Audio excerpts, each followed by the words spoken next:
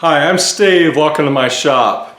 I'm processing timber for a new project. This is for a bench for my outdoor dining area, and I'm using a new species, Goncalo Alves, which is also known as tigerwood. It's supposed to be very durable outdoors. I'm not going to do a video on the build itself, but I'm going to cover some techniques that I use during the build.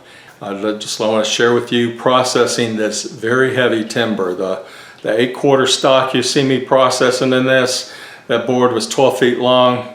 It was roughly 13.5, 14 inches wide and 2 inches thick.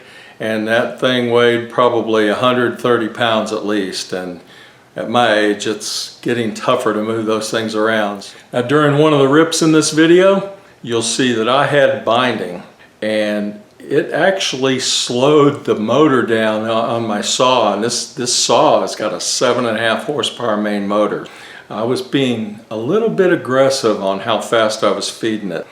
I ended up changing and slowing down my feed rate a little bit. Let's just get to the video. Not going to be any talking of this. It's just going to be tool use and setup, and I'll get to the end and I'll show you the stock that I milled. Since I'm not going to have an outro, hey, have a good one. Thank you for watching, and we'll catch you on the next one.